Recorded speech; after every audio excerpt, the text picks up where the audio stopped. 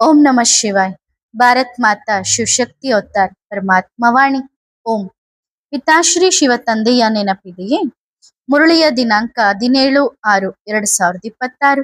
ಪ್ರಾತಃ class. ಓಂ ನಮಃ ಶಿವಾಯ. ಕೋಟೆಯಲ್ಲಿ ಕೆಲವು ಮಕ್ಕಳೇ ಬೇಹದ್ದಿನ ತಂದೆಯನ್ನು ತಿಳಿಯದ ಕಾರಣ ಅನಾಥರಾಗುತ್ತಾರೆ. ಅವರು ಹದ್ದಿನ ಅನಾಥರು, ಇವರು ಬೇಹದ್ದಿನ ಅನಾಥರು.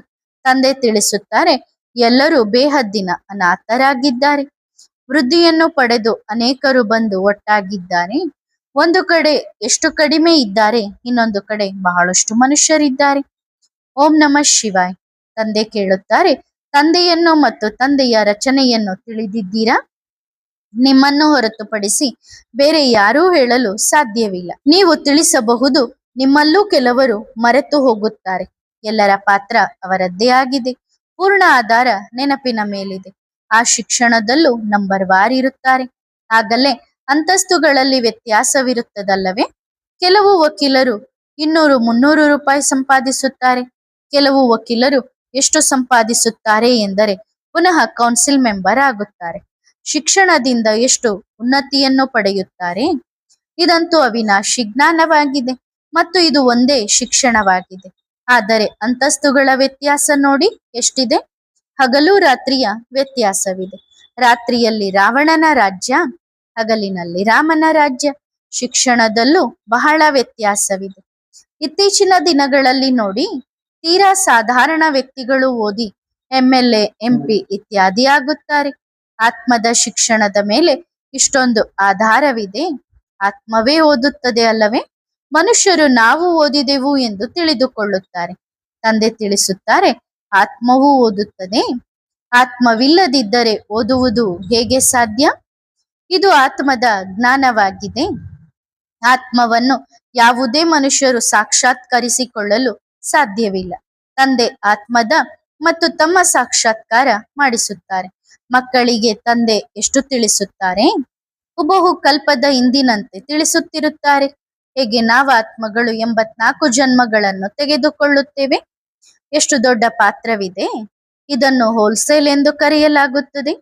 ರಿಟೇಲ್ ಅನ್ನು ತಿಳಿಯುವುದು ಕಷ್ಟ. ರಿಟೇಲ್ ಪಾತ್ರವನ್ನು ಅಭಿನಯಿಸಬೇಕೆಂದರೆ ಇಷ್ಟು ಜನ್ಮಗಳು ಬೇಕು.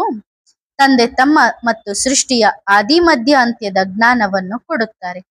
ಇದನ್ನು ಒಬ್ಬ ತಂದೆ ಮಾತ್ರ ತಿಳಿದಿದ್ದಾರೆ. ಒಬ್ಬ ಸುಪ್ರೀಂ ಆತ್ಮನ ಪಾತ್ರ ಎಷ್ಟು ಶ್ರೇಷ್ಠಾತಿ ಶ್ರೇಷ್ಠವಾಗಿದೆ.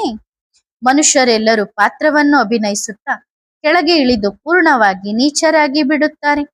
ಅವರನ್ನು ಪುನಃ ಶ್ರೇಷ್ಠರನ್ನಾಗಿ ಮಾಡುವವರು ತಂದೆಯೇ ಆಗಿದ್ದಾರೆ.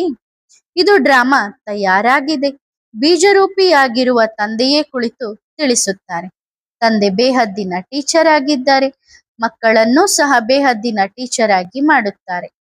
ಬೇಹದ್ದಿನವರಾಗದ ಕಾರಣ ಪಾಸ್ ಮತ್ತು ನಪಾಸ್ ಆಗುವಲ್ಲಿ ಇಷ್ಟೊಂದು ವ್ಯತ್ಯಾಸ ಉಂಟಾಗುತ್ತದೆ. ವಿಚಾರ ಮಾಡಿ, ಎಷ್ಟು ಮನುಷ್ಯರಿದ್ದಾರೆ. ಅವರೆಲ್ಲರಿಗೂ ಮೊದಲೇ ಪಾತ್ರ ಸಿಕ್ಕಿದೆ. ಮುಂದೆ ಹೋಗುತ್ತಾ ಅನೇಕರು ಈ ಜ್ಞಾನವನ್ನು ಕೇಳುತ್ತಾರೆ. ತಂದೆಯನ್ನು ತಿಳಿದುಕೊಂಡರೆ ತಂದೆಯ ಮೂಲಕ ಎಲ್ಲವನ್ನೂ ತಿಳಿದುಕೊಳ್ಳುತ್ತೀರಿ. ಹೇಗೆ ನೀವು ತಿಳಿದುಕೊಂಡಿದ್ದೀರೋ ಹಾಗೆಯೇ ಇತರರು ತಿಳಿದುಕೊಳ್ಳುತ್ತಾರೆ. ಈಗ ಎಲ್ಲರ ಬುದ್ಧಿಗೆ ಬೀಗ ಹಾಕಲ್ಪಟ್ಟಿದೆ. ಆದ್ದರಿಂದ ಬುದ್ಧಿಹೀನರಾಗಿದ್ದಾರೆ. ಪುನಃ ತಂದೆಯ ಮೂಲಕ ಬುದ್ಧಿವಂತರಾಗುತ್ತಾರೆ. ಇದು ಕೂಡ ಡ್ರಾಮಾ ತಯಾರಾಗಿದೆ. ತಂದೆ ಹೇಳುತ್ತಾರೆ, ಮಕ್ಕಳೇ ಜೀವಂತವಾಗಿರಿ. ಎಲ್ಲಿ ಮಾಯೆ ಕೊಂದು ಹಾಕದಿರಲಿ. ಮಾಯೆ ಕೊಲ್ಲುವುದಿಲ್ಲ, ಅಪವಿತ್ರರನ್ನಾಗಿ ಮಾಡುತ್ತದೆ. ಯಾರು ಅಪವಿತ್ರರಾಗಿದ್ದಾರೋ ಅವರನ್ನು ತಂದೆ ಬಂದು ಪವಿತ್ರರನ್ನಾಗಿ ಮಾಡುತ್ತಾರೆ. ಅವರನ್ನು ಪುನಃ ಮಾಯೆ ಸಂಪೂರ್ಣವಾಗಿ ಅಪವಿತ್ರರನ್ನಾಗಿ ಮಾಡುತ್ತದೆ. ಸಂಪೂರ್ಣವಾಗಿ ಕಬಳಿಸಿ ಬಿಡುತ್ತದೆ. ಅರ್ಧದಷ್ಟು ಮಂದಿಯನ್ನು ಮಾಯೆ ಅವಶ್ಯವಾಗಿ ತಿನ್ನುತ್ತದೆ. ತಂದೆ ಹೇಳಿದ್ದಾರೆ, ಮಾಯೆಯೂ ಸಹ ಸಮರ್ಥವಾಗಿದೆ. ನೀವು ಮಕ್ಕಳೂ ಸಹ ಅನುಭವಿಸುತ್ತೀರಿ. ಮಾಯೆ ಏನು ಸರ್ವಶಕ್ತವಲ್ಲ. ಮಾಯೆಯನ್ನು ಸರ್ವಶಕ್ತ ಎಂದು ಕರೆಯಲಾಗುವುದಿಲ್ಲ. ಹೌದು, ಮಾಯೆ ಬಹಳ ಕೆಟ್ಟದ್ದಾಗಿದೆ, ದುಸ್ತರವಾಗಿದೆ ಎಂದು ಹೇಳಲಾಗುತ್ತದೆ. ಮಕ್ಕಳೇ, ಮಾಯೆ ಬಹಳ ದುಃಖ ನೀಡುತ್ತದೆ ಎಂದು ನೀವು ಸಹ ಅನುಭವಿಸುತ್ತೀರಿ. ತಂದೆ ಸುಖ ನೀಡುತ್ತಾರೆ. ಆದ್ದರಿಂದ ಸುಖ ಮತ್ತು ದುಃಖದ ಇತಿಹಾಸ ಭೂಗೋಳವನ್ನು ನೀವು ಮಕ್ಕಳೇ ತಿಳಿದಿದ್ದೀರಿ. ಅದು ಸಹ ನಂಬರ್ ವಾರ್ ಪುರುಷಾರ್ಥದ ಅನುಸಾರ ತಿಳಿದಿದ್ದೀರಿ. ಕೆಲವರು 99% ಪಾವನರಾಗುತ್ತಾರೆ. 100% ಎಂದು ಹೇಳಲಾಗುವುದಿಲ್ಲ, ಏಕೆಂದರೆ 100% ತಂದೆಗಾಗಿ ಮಾತ್ರ ಅವರು ಸದಾ ಪಾವನರಾಗಿದ್ದಾರೆ. ಮಾಯೆ ಅನೇಕರನ್ನು ಕೆಳಗೆ ಬೀಳಿಸುತ್ತದೆ. ಇದು ಮಕ್ಕಳಾದ ನಿಮಗೆ ಗೊತ್ತಿಲ್ಲ. ಬಾಪ್ ದಾದಾರವರಿಗೆ ತಿಳಿದಿದೆ. ಪಾವನರಾಗಲು ಎಷ್ಟು ಪರಿಶ್ರಮ ಪಡಬೇಕಾಗುತ್ತದೆ, ಎಷ್ಟು ಸಮಯ ಬೇಕಾಗುತ್ತದೆ. 1 ಸೆಕೆಂಡಿನಲ್ಲಿ ನಿಶ್ಚಯ ಬುದ್ಧಿ ಎಂದು ಗಾಯನ ಮಾಡಲಾಗುತ್ತದೆ. ಹಾಗೆಯೇ 1 ಸೆಕೆಂಡಿನಲ್ಲಿ ಪುನಃ ಮಾಯೆ ಏನಿದ್ದವರನ್ನು ಏನನ್ನಾಗಿ ಮಾಡುತ್ತದೆ. ಆದ್ದರಿಂದ ತಂದೆ ಹೇಳುತ್ತಾರೆ, ಮಕ್ಕಳೇ ಎಚ್ಚರಿಕೆಯಿಂದ ಇರಿ. ಮಕ್ಕಳು ತಮ್ಮ ಬಗ್ಗೆ ಎಚ್ಚರಿಕೆ ವಹಿಸಬೇಕು. ಅಂತ್ಯದಲ್ಲಿ ನಿಮ್ಮ ಚಿತ್ರಗಳೇ ಕೆಲಸಕ್ಕೆ ಬರುತ್ತವೆ. ಇವುಗಳಲ್ಲಿ ಸಂಪೂರ್ಣ ಜ್ಞಾನ ತುಂಬಿದೆ. ಲಕ್ಷ್ಮೀನಾರಾಯಣ ಮತ್ತು ರಾಧೆ ಕೃಷ್ಣರ ಸಂಬಂಧವೇನು ಎಂದು ಯಾರಿಗೂ ಗೊತ್ತಿಲ್ಲ. ಲಕ್ಷ್ಮೀನಾರಾಯಣ ಅವಶ್ಯವಾಗಿ ಮೊದಲು ಪ್ರಿನ್ಸ್ ಮತ್ತು ಪ್ರಿನ್ಸೆಸ್ ಆಗಿರುತ್ತಾರೆ. ಬೆಗ್ಗರ್ ಟು ಪ್ರಿನ್ಸ್ ಅಲ್ಲವೇ? ಬೆಗ್ಗರ್ ಟು ಕಿಂಗ್ ಎಂದು ಹೇಳಲಾಗುವುದಿಲ್ಲ. ಪ್ರಿನ್ಸ್ ಆದ ನಂತರವೇ ಕಿಂಗ್ ಆಗುತ್ತಾರೆ. ಲಕ್ಷ್ಮೀನಾರಾಯಣ ಬಾಲ್ಯದಲ್ಲಿ ಯಾರಾಗಿದ್ದರು? ಇದು ಯಾರಿಗೂ ಗೊತ್ತಿಲ್ಲ. 100% ಇಡಿಯೇಟ್ ಆಗಿರುವವರನ್ನು ತಂದೆ ಬಂದು 100% ಐಡಿಯಲ್ ಆಗಿ ಮಾಡುತ್ತಾರೆ. ಅಂದ್ರೆ 100% ಮೂರ್ಖ ಆಗಿರುವವರನ್ನ ತಂದೆ ಬಂದು 100% ಬುದ್ಧಿವಂತರನ್ನಾಗಿ ಮಾಡುತ್ತಾರೆ. ಇದು ಬಹಳ ಸುಲಭ ಎಂದು ತಿಳಿದುಕೊಳ್ಳುತ್ತಾರೆ. ಆದರೆ ಮಾಯೆಯ ಆವರಣ ಅಂದ್ರೆ ಮಾಯೆಯ ದೃಷ್ಟಿ ಕೆಲವರ ಮೇಲೆ ಬೀಳುತ್ತದೆ. ಮಾಯೆಯು ಬಹಳ ದೃಷ್ಟಿ ಹಾಕಿದೆ, ಬಹಳಷ್ಟಿದೆ. ಯಾರನ್ನಾದರೂ ನಿಂದಿಸುವುದು, ಗ್ಲಾನಿ ಮಾಡುವುದು ಅನೇಕರ ಅಭ್ಯಾಸವಾಗಿದೆ. ಬೇರೆ ಯಾವುದೇ ಕೆಲಸವೇ ಇಲ್ಲ. ತಂದೆಯನ್ನು ಎಂದಿಗೂ ನೆನಪು ಮಾಡುವುದಿಲ್ಲ. ಒಬ್ಬರನ್ನೊಬ್ಬರು ನಿಂದಿಸುವ ವ್ಯವಹಾರವನ್ನೇ ಮಾಡುತ್ತಾರೆ. ಇದು ಮಾಯೆಯ ಪಾತ್ರ. ತಂದೆಯ ಪಾತ್ರವಂತೂ ಸಂಪೂರ್ಣವಾಗಿ ನೇರವಾಗಿದೆ. ಸುಳ್ಳು ಹೇಳುವುದು, ಮಾತುಗಳನ್ನು ಕಟ್ಟುವುದು ಕಲಿಯಬೇಕೆಂದರೆ ಹೋಗಿ ವ್ಯಾಸರ ಪಕ್ಕದಲ್ಲಿ ಕುಳಿತುಕೊಳ್ಳಿ. ಸನ್ಯಾಸಿಗಳು ಸಹ ಕೊನೆಯಲ್ಲಿ ಬರುತ್ತಾರೆ. ಯಾವಾಗ ನಿಮ್ಮ ಅನೇಕ ಮಾತುಗಳನ್ನು ಕೇಳುತ್ತಾರೋ ಆಗ ಎಚ್ಚರಗೊಳ್ಳುತ್ತಾರೆ. ಈಗಲ್ಲ, ಪ್ರೈಮ್ ಮಿನಿಸ್ಟರ್ ಇತ್ಯಾದಿ ದೊಡ್ಡ ದೊಡ್ಡವರು ಈಗ ಕೇಳುವುದಿಲ್ಲ. ಕೊನೆಯಲ್ಲಿ ಇವರೆಲ್ಲರೂ ಎಚ್ಚರಗೊಳ್ಳುತ್ತಾರೆ. ಜ್ಞಾನವಿದ್ದರೆ ಈ ಬ್ರಹ್ಮನ ಮಕ್ಕಳಲ್ಲಿದೆ. ಕುಮಾರ ಕುಮಾರಿಯರೇ ಪವಿತ್ರರಾಗುತ್ತಾರೆ. ನಾವು ಪ್ರಜಾಪಿತ ಬ್ರಹ್ಮರವರ ಮಕ್ಕಳಾಗಿದ್ದೇವೆ. ನಮ್ಮಲ್ಲಿ ಯಾವುದೇ ಕೆಟ್ಟ ಆಲೋಚನೆಗಳು ಬರಬಾರದು. ಅನೇಕರಿಗೆ ಬರುತ್ತದೆ. ಅನೇಕ ಕೇಸ್ಗಳು ನಡೆಯುತ್ತವೆ. ನಂತರ ಇದಕ್ಕೆ ಶಿಕ್ಷೆಯು ಬಹಳ ಕಠಿಣವಾಗಿದೆ. ಆದ್ದರಿಂದ ತಂದೆ ಬಹಳಷ್ಟು ತಿಳಿಸುತ್ತಾರೆ. ತಪ್ಪುಗಳು ನಡೆದು ಹೋಗುತ್ತವೆ. ಯಾರಾದರೂ ಕಪ್ಪು ಮುಖ ಮಾಡಿಕೊಂಡರು ಎಂದು ತಿಳಿರಿ. ಸರಿ, ಈಗ ಏನು ಬೇಕು? ಪುನಃ ತಮ್ಮ ಪುರುಷಾರ್ಥ ಮಾಡಲಿ, ತಮ್ಮ ಉನ್ನತಿ ಮಾಡಿಕೊಳ್ಳಲಿ ಎಂದರೆ ಅವರಿಗೆ ಎಚ್ಚರಿಕೆ ನೀಡಿ ಅನುಮತಿ ನೀಡಬೇಕಾಗುತ್ತದೆ. ಅವರಿಗೆ ಹೇಳಬೇಕು, ಒಂದು ವೇಳೆ ನಿಮ್ಮ ನಡವಳಿಕೆ ಪುನಃ ಕಂಡು ಬಂದರೆ, ಅದೇ ರೀತಿ ಕಂಡು ಬಂದರೆ ನಿಮ್ಮನ್ನು ಹೊರಹಾಕಲಾಗುವುದು. ಸ್ವಲ್ಪ ಶಿಕ್ಷೆಯನ್ನು ನೀಡಬೇಕಾಗುತ್ತದೆ. ನೀವು ಲಾಯಕ್ಕಿಲ್ಲ. ಇಂದ್ರನ ಸಭೆಯಲ್ಲಿ ಯಾವುದೇ ಕೊಳಕು ಮನುಷ್ಯ ಕುಳಿತುಕೊಳ್ಳಲು ಸಾಧ್ಯವಿಲ್ಲ. ಒಂದು ವೇಳೆ ಕುಳಿತರೆ ಸ್ಥಿತಿ ಕೆಳಗೆ ಬೀಳುತ್ತದೆ. ತಂದೆಗೆ ಮೋಸ ಮಾಡುತ್ತಾರಲ್ಲವೇ? ಇದರಲ್ಲಿ ಪತನದ ಶಿಕ್ಷೆಯೇ ಇದೆ. ತಂದೆಯನ್ನು ನೆನಪು ಮಾಡಲು ಸಾಧ್ಯವಾಗುವುದಿಲ್ಲ. ಆ ಸ್ಥಿತಿಯೆಲ್ಲ ಕೆಳಗೆ ಬಿದ್ದು ಹೋಗುತ್ತದೆ. ಸ್ಥಿತಿಗಳು ಎಷ್ಟು ಕೆಳಗೆ ಬೀಳುತ್ತವೆ ಎಂದರೆ ಕೇಳಬೇಡಿ. ಶ್ರೀಮತದಂತೆ ನಡೆಯದ ಕಾರಣ ತಮ್ಮ ಪದವಿಯನ್ನು ಭ್ರಷ್ಟ ಮಾಡಿಕೊಳ್ಳುತ್ತಾರೆ. ಧ್ಯಾನ ಇತ್ಯಾದಿಗಳಿಂದ ಯಾವುದೇ ಲಾಭವಿಲ್ಲ. ತಂದೆಯ ಡೈರೆಕ್ಷನ್ ಅಂತೆ ನಡೆಯದಿದ್ದರೆ ಇನ್ನೂ ಹೆಚ್ಚಾಗಿ ಭೂತಗಳ ಪ್ರವೇಶವಾಗುತ್ತದೆ. ಏಕೆಂದರೆ ನಿಯಮಕ್ಕೆ ವಿರುದ್ಧವಾಗಿ ಧ್ಯಾನಕ್ಕೆ ಹೋಗುತ್ತಾರಲ್ಲವೇ? ತಂದೆಯಂತೂ ಕೇವಲ ಭೋಗ ಅರ್ಪಿಸುವ ಡೈರೆಕ್ಷನ್ಸ್ ಇದೆ, ಅಂದ್ರೆ ಕೊಟ್ಟಿದ್ದಾರೆ. ವೈಕುಂಠ ಇತ್ಯಾದಿಗಳಿಗೆ ಹೋಗಲು ಹೇಳಿಲ್ಲವಲ್ಲ. ಅದರಲ್ಲಿ ಯಾವುದೇ ಲಾಭವಿಲ್ಲ. ಮೊದಲು ಸಾಕ್ಷಾತ್ಕಾರಗಳು ಮಕ್ಕಳನ್ನು ಸಂತೋಷಪಡಿಸಲು ಆಗುತ್ತಿದ್ದವು. ಬಾಬಾ ಅವರಿಗೂ ಖುಷಿಯಾಯಿತು ಅಲ್ಲವೇ? ವಿನಾಶವಾಗುತ್ತದೆ. ನಂತರ ನಾವು ವೈಕುಂಠಕ್ಕೆ ಹೋಗುತ್ತೇವೆ ಎಂದು. ನೆನಪಿನ ಯಾತ್ರೆಯು ಇಷ್ಟೊಂದು ಪರಿಶ್ರಮ ಪಡಬೇಕಾಗುತ್ತದೆ ಎಂದು ತಿಳಿದಿರಲಿಲ್ಲ. ದಿನದಿಂದ ದಿನಕ್ಕೆ ಪಾಯಿಂಟ್ಸ್ ಸಿಗುತ್ತಾ ಹೋಗುತ್ತವೆ. ತಮೋ ಪ್ರಧಾನದಿಂದ ಸತೋ ಪ್ರಧಾನರಾಗಬೇಕು. ಈ ಅಭ್ಯಾಸ ಮೊದಲು ಇರಲಿಲ್ಲ. ಈಗ ಉತ್ತಮ ಪರಿಶ್ರಮ ಪಡಬೇಕು. ಸಾಕ್ಷಾತ್ಕಾರ ಇತ್ಯಾದಿಗಳ ಕೆಲಸವಿಲ್ಲ. ಸಾಕ್ಷಾತ್ಕಾರ ಮಾಡಿಕೊಳ್ಳುವವರು ಅನೇಕರು ಹೋಗಿ ಮುಳುಗಿ ಸತ್ತಿದ್ದಾರೆ ಎಂದು ನೋಡಲಾಗಿದೆ. ಮೊದಲು ಸಿಂಗಲ್ ಆಗಿ ಮುಳುಗುತ್ತಿದ್ದರು, ಈಗ ಡಬಲ್ ಆಗಿ ಮುಳುಗುತ್ತಾರೆ. ಬಾಬಾ ಅವರಿಗೆ ಆಗಾಗ ಅನಿಸುತ್ತದೆ, ಎಲ್ಲಿ ಕಠಿಣ ಶಿಕ್ಷೆಗಳು ಈಗಿನಿಂದಲೇ ಆರಂಭವಾಗಬಾರದು ಎಂದು. ಶಿಕ್ಷೆಗಳು ಸಹ ಬಹಳ ಗುಪ್ತವಾಗಿರುತ್ತವೆ ಅಲ್ಲವೇ? ಯಾವುದೇ ಕಠಿಣ ನೋವು ಬರಬಾರದು. ಅನೇಕರು ಕೆಳಗೆ ಬೀಳುತ್ತಾರೆ, ಶಿಕ್ಷೆ ಅನುಭವಿಸುತ್ತಾರೆ. ತಂದೆ ಎಲ್ಲವನ್ನು ಸೂಕ್ಷ್ಮತೆಯಲ್ಲಿ ಇಶಾರೆಯಲ್ಲಿ ತಿಳಿಸುತ್ತಿರುತ್ತಾರೆ. ತಮ್ಮ ಅದೃಷ್ಟಕ್ಕೆ ಕೆಲವರು ಅಡ್ಡಗೆರೆಯನ್ನು ಎಳೆದುಕೊಳ್ಳುತ್ತಾರೆ. ಆದ್ದರಿಂದ ತಂದೆ ಎಚ್ಚರಿಸುತ್ತಿರುತ್ತಾರೆ, ಈಗ ಅಜಾಗರೂಕತೆ ಮಾಡುವ ಸಮಯವಲ್ಲ, ನಿಮ್ಮನ್ನು ನೀವು ಸುಧಾರಿಸಿಕೊಳ್ಳಿ. ಅಂತ್ಯದ ಗಳಿಗೆ ಬರಲು ಯಾವುದೇ ತಡವಿಲ್ಲ. ಮೊದಲು ಯುದ್ಧ ಕಲಿಯುವಾಗ ಬಾಣಗಳಿಂದ ಹೋರಾಡುತ್ತಾರೆ, ನಂತರ ಬಂದೂಕಿನಿಂದ ತಲವಾರ್ನಿಂದ ಹೋರಾಡುತ್ತಾರೆ. ಈಗ ನೋಡಿ, ಬಾಂಬ್ಸ್ಗಳಿಂದ ಏನನ್ನು ಮಾಡುತ್ತಾರೆ. ಗೀತೆಯಲ್ಲೂ ತೋರಿಸಲಾಗಿದೆ ಮತ್ತು ಅವಿನಾಶಿ ಪದವಿಯನ್ನು ತೋರಿಸಲಾಗಿದೆ. ಸತ್ಯಯುಗದಲ್ಲಿ ನೀವು ಅವಿನಾಶಿ ಪದವಿಯನ್ನು ಪಡೆಯುತ್ತೀರಿ. ಉಳಿದಂತೆ ಇಲ್ಲಿ ನೋಡಿ ಎಷ್ಟು ದುಃಖವಿದೆ. ಬೇಹದ್ದಿನ ತಂದೆಯನ್ನು ತಿಳಿಯದ ಕಾರಣ ಅನಾಥರಾಗುತ್ತಾರೆ. ಅವರು ಹದ್ದಿನ ಅನಾಥರು, ಇವರು ಬೇಹದ್ದಿನ ಅನಾಥರು. ತಂದೆ ತಿಳಿಸುತ್ತಾರೆ, ಎಲ್ಲರೂ ಬೇಹದ್ದಿನ ಅನಾಥರಾಗಿದ್ದಾರೆ. ವೃದ್ಧಿಯನ್ನು ಪಡೆದು ಅನೇಕರು ಬಂದು ಒಟ್ಟಾಗಿದ್ದಾರೆ. ಒಂದು ಕಡೆ ಎಷ್ಟು ಕಡಿಮೆ ಇದ್ದಾರೆ, ಇನ್ನೊಂದು ಕಡೆ ಎಷ್ಟು ರಾಶಿ ಮನುಷ್ಯರಿದ್ದಾರೆ. ತಂದೆ ಹೊಸ ಪ್ರಪಂಚವನ್ನು ಸ್ಥಾಪನೆ ಮಾಡುತ್ತಾರೆ. ಈಗ ಇರುವುದೇ ಪತಿತ ಆತ್ಮಗಳು, ಪತಿತ ಪ್ರಪಂಚ. ತತ್ವಗಳು ಇತ್ಯಾದಿ ಎಲ್ಲವೂ ಪತಿತವಾಗಿವೆ. ಪಾವನ ಪ್ರಪಂಚ ಎಂದು ಸತ್ಯಯುಗಕ್ಕೆ ಹೇಳಲಾಗುತ್ತದೆ, ಪತಿತ ಪ್ರಪಂಚ ಎಂದು ಕಲಿಯುಗಕ್ಕೆ ಹೇಳಲಾಗುತ್ತದೆ. ಹೊಸದು ಹಳೆಯದಾಗಲೇಬೇಕು. ಬುದ್ಧಿಯಲ್ಲಿ ಈ ಎಲ್ಲಾ ಮಾತುಗಳಿವೆ ಅಲ್ಲವೇ? ಹಳೆಯ ಪ್ರಪಂಚ ವಿನಾಶವಾಗುತ್ತದೆ, ನಂತರ ನಾವು ಹೊಸ ಪ್ರಪಂಚಕ್ಕೆ ವರ್ಗಾವಣೆಯಾಗುತ್ತೇವೆ. ಈಗ ತಾತ್ಕಾಲಿಕವಾಗಿ ಸಂಗಮ ಯುಗದಲ್ಲಿ ನಿಂತಿದ್ದೇವೆ. ಹಳೆಯ ಪ್ರಪಂಚದಿಂದ ಹೊಸದಾಗುತ್ತಿದೆ. ಸತ್ಯಯುಗ, ತ್ರೇತಾಯುಗ, ನಂತರ ಕೆಳಗೆ ಇಳಿಯುತ್ತೇವೆ. ಹೊಸ ಪ್ರಪಂಚದ ಬಗ್ಗೆಯೂ ಗೊತ್ತಿದೆ. ನಿಮ್ಮ ಬುದ್ಧಿ ಈಗ ಹೊಸ ಯುಗ ಸ್ವರ್ಗಕ್ಕೆ ಹೋಗಬೇಕು. ಹೇಳುತ್ತಾ ಕುಳಿತುಕೊಳ್ಳುತ್ತಾ ಇದೇ ಬುದ್ಧಿಯಲ್ಲಿರಲಿ. ನಾವು ಶಿಕ್ಷಣವನ್ನು ಓದುತ್ತಿದ್ದೇವೆ, ತಂದೆ ನಮಗೆ ಓದಿಸುತ್ತಿದ್ದಾರೆ. ವಿದ್ಯಾರ್ಥಿಗೆ ಇದು ನೆನಪಿರಬೇಕು ಅಲ್ಲವೇ? ಪುನಃ ಆ ನೆನಪು ನಂಬರ್ ವಾರ್ ಪುರುಷಾರ್ಥದ ಅನುಸಾರ ಇರುತ್ತದೆ. ತಂದೆಯೂ ಸಹ ನಂಬರ್ ವಾರ್ ಪುರುಷಾರ್ಥದ ಅನುಸಾರ ನೆನಪು ಪ್ರೀತಿಯನ್ನು ಕೊಡುತ್ತಾರೆ.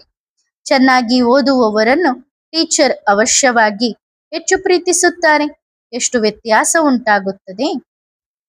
ಈಗ ತಂದೆ ತಿಳಿಸುತ್ತಿರುತ್ತಾರೆ, ಮಕ್ಕಳು ಧಾರಣೆ ಮಾಡಿಕೊಳ್ಳಬೇಕು. ಒಬ್ಬ ತಂದೆಯನ್ನು ಹೊರತುಪಡಿಸಿ ಬೇರೆ ಕಡೆ ಬುದ್ಧಿ ಹೋಗಬಾರದು. ತಂದೆಯನ್ನು ನೆನಪು ಮಾಡದಿದ್ದರೆ ಪಾಪಗಳು ಹೇಗೆ ಕಳೆಯುತ್ತವೆ? ಮಾಯೆ ಕ್ಷಣ ಕ್ಷಣಕ್ಕೂ ನಿಮ್ಮ ಬುದ್ಧಿಯೋಗವನ್ನು ಮುರಿದು ಬಿಡುತ್ತದೆ. ಮಾಯೆ ಬಹಳ ಮೋಸ ಮಾಡುತ್ತದೆ. ಬಾಬಾ ಉದಾಹರಣೆ ಕೊಡುತ್ತಾರೆ. ಭಕ್ತಿ ಮಾರ್ಗದಲ್ಲಿ ನಾರಾಯಣನ ಪೂಜೆ ಮಾಡುತ್ತಿದ್ದರು. ಆ ಪೂಜೆಯಲ್ಲಿ ಅಂದ್ರೆ ಫೋಟೋದಲ್ಲಿ ಲಕ್ಷ್ಮಿಯನ್ನು ಮುಕ್ತಗೊಳಿಸಿದರು. ಆದರೂ ಬುದ್ಧಿ ಅತ್ತ ಇತ್ತ ಹೋಗುತ್ತಿತ್ತು. ಆಗ ತಮಗೆ ತಾವೇ ಕಪಾಳಕ್ಕೆ ಹೊಡೆದುಕೊಳ್ಳುತ್ತಿದ್ದರು. ಬುದ್ಧಿ ಬೇರೆ ಕಡೆ ಏಕೆ ಹೋಗುತ್ತದೆ ಎಂದು. ಕೊನೆಗೆ ವಿನಾಶವನ್ನು ನೋಡಿದರು, ಸ್ಥಾಪನೆಯನ್ನು ನೋಡಿದರು. ಸಾಕ್ಷಾತ್ಕಾರದ ಆಸೆ ಪೂರ್ಣವಾಯಿತು. ಈಗ ಹೊಸ ಪ್ರಪಂಚ ಬರುತ್ತದೆ ಎಂದು ತಿಳಿಯಿತು. ನಾವು ಈ ರೀತಿ ಆಗುತ್ತೇವೆ. ಈಗ ಈ ಹಳೆಯ ಪ್ರಪಂಚವಂತೂ ವಿನಾಶವಾಗುತ್ತದೆ, ಪಕ್ಕಾ ನಿಶ್ಚಯವಾಯಿತು. ತಮ್ಮ ರಾಜಧಾನಿಯ ಸಾಕ್ಷಾತ್ಕಾರವೂ ಆಯಿತು. ಇನ್ನುಳಿದಂತೆ ಈ ರಾವಣನ ರಾಜ್ಯವನ್ನು ಏನು ಮಾಡುವುದು? ಯಾವಾಗ ಸ್ವರ್ಗದ ರಾಜ್ಯಭಾರ ಸಿಗುತ್ತದೆಯೋ ಇದು ಈಶ್ವರೀಯ ಬುದ್ಧಿಯಾಯಿತು. ಈಶ್ವರನು ಪ್ರವೇಶ ಮಾಡಿ ಈ ಬುದ್ಧಿಯನ್ನು ನೀಡಿದರು, ಏನು ಮಾಡುವುದು ಎಂದು. ಜ್ಞಾನದ ಕಳಸ ಮಾತೆಯರಿಗೆ ಸಿಗುತ್ತದೆ. ಮಾತೆಯರಿಗೆ ಬಾಬಾ ಎಲ್ಲವನ್ನೂ ನೀಡಿಬಿಟ್ಟರು. ನೀವು ವ್ಯವಹಾರವನ್ನು ಸಂಭಾಳಿಸಿ. ಎಲ್ಲರಿಗೂ ಕಲಿಸುತ್ತಾ ಕಲಿಸುತ್ತಾ ಇಲ್ಲಿಯವರೆಗೆ ಬಂದಿದ್ದೇವೆ. ಒಬ್ಬರಿಗೊಬ್ಬರು ತಿಳಿಸುತ್ತಾ ಈಗ ಎಷ್ಟೊಂದು ಮಂದಿಯಾಗಿದ್ದಾರೆ. ಆತ್ಮವು ಪವಿತ್ರವಾಗುತ್ತಾ ಹೋಗುತ್ತದೆ. ನಂತರ ಆತ್ಮಕ್ಕೆ ಪವಿತ್ರ ಶರೀರ ಸಿಗುತ್ತದೆ. ಈ ಬಾಂಬ್ಸ್ಗಳಿಂದ ಹಳೆಯ ಪ್ರಪಂಚದ ವಿನಾಶ ಮೊದಲು ಆಗಿತ್ತು ಎನ್ನುವುದು ನಿಮಗೆ ಗೊತ್ತಿದೆ. ತಿಳಿದಿದ್ದರೂ ಸಹ ಪುನಃ ಮಾಯೆ ಮರೆಸಿಬಿಡುತ್ತದೆ. ವಾಸ್ತವವಾಗಿ 7 ದಿನಗಳ ಕೋರ್ಸನ್ನು ಒಟ್ಟಿಗೆ ತೆಗೆದುಕೊಳ್ಳಬೇಕು. ನೀವು 7 ದಿನ ಓದಿ ಎಂದು ಹೇಳುತ್ತೀರಿ. ಅವರು ನಾಳೆ ಬರುತ್ತೇವೆ ಎನ್ನುತ್ತಾರೆ. ಮರುದಿನ ಮಾಯೆ ಅವರನ್ನು ಸಮಾಪ್ತಿ ಮಾಡಿಬಿಡುತ್ತದೆ. ಬರುವುದೇ ಇಲ್ಲ. ಭಗವಂತ ಓದಿಸುತ್ತಿದ್ದಾರೆ, ಆದರೂ ಭಗವಂತನ ಬಳಿ ಬಂದು ಓದುವುದಿಲ್ಲ. ಹೌದು, ಖಂಡಿತ ಬರುತ್ತೇವೆ ಎಂದು ಹೇಳುತ್ತಾರೆ, ಆದರೆ ಮಾಯೆ ಮರೆಸಿಬಿಡುತ್ತದೆ. ರೆಗ್ಯುಲರ್ ಆಗಲು ಬಿಡುವುದಿಲ್ಲ. ಬುದ್ಧಿಯಿಂದ ಆ ಮಾತನ್ನೇ ಹಾರಿಸಿ ಬಿಡುತ್ತದೆ. ಯಾರು ಕಲ್ಪದ ಹಿಂದೆ ಪುರುಷಾರ್ಥ ಮಾಡಿದ್ದಾರೋ ಅವರು ಖಂಡಿತ ಮಾಡುತ್ತಾರೆ, ಮತ್ತು ಬೇರೆ ಯಾವುದೇ ಅಂಗಡಿ ಇಲ್ಲ. ನೀವು ಪುರುಷಾರ್ಥ ಮಾಡುತ್ತೀರಿ, ದೊಡ್ಡ ದೊಡ್ಡ ಮ್ಯೂಸಿಯಂ ಇತ್ಯಾದಿಗಳನ್ನು ನಿರ್ಮಿಸುತ್ತೀರಿ. ಯಾರಾದರೂ ಬಂದರೆ ತಿಳಿಸಲು. ಯಾರು ಕಲ್ಪದ ಹಿಂದೆ ತಿಳಿದಿದ್ದಾರೋ ಅವರು ತಿಳಿದುಕೊಳ್ಳುತ್ತಾರೆ. ವಿನಾಶವಾಗುತ್ತದೆ, ಸ್ಥಾಪನೆಯೂ ಆಗುತ್ತದೆ. ಆತ್ಮವು ಓದಿ ನಂತರ ಫಸ್ಟ್ ಕ್ಲಾಸ್ ಶರೀರವನ್ನು ಪಡೆಯುತ್ತದೆ. ಗುರಿ ಉದ್ದೇಶ ಇದೆಯಲ್ಲವೇ? ಇದನ್ನು ಮರೆಯಬಾರದು. ಈಗ ಹೊಸ ಪ್ರಪಂಚಕ್ಕೆ ಹೋಗುತ್ತೇವೆ. ತಮ್ಮ ತಮ್ಮ ಪುರುಷಾರ್ಥದ ಅನುಸಾರ. ಎಷ್ಟು ಟೀಚರ್ ಅವರ ಆಜ್ಞಾಕಾರಿ, ಸುಪ್ರೀಂ ಅವರ ಆಜ್ಞಾಕಾರಿಯಾಗುತ್ತಾರೋ ಅವರನ್ನು ಸತ್ಪುತ್ರ ಮಕ್ಕಳು ಎನ್ನಲಾಗುತ್ತದೆ. ಯಾರು ಆಜ್ಞೆಯನ್ನು ಪಾಲಿಸುವುದಿಲ್ಲವೋ ಅವರನ್ನು ಕುಪುತ್ರರೆಂದೇ ಹೇಳಲಾಗುತ್ತದೆ. ಮುರುಳಿ ಕೇಳದಿದ್ದರೆ ಜ್ಞಾನವು ಮರೆತು ಹೋಗುತ್ತದೆ.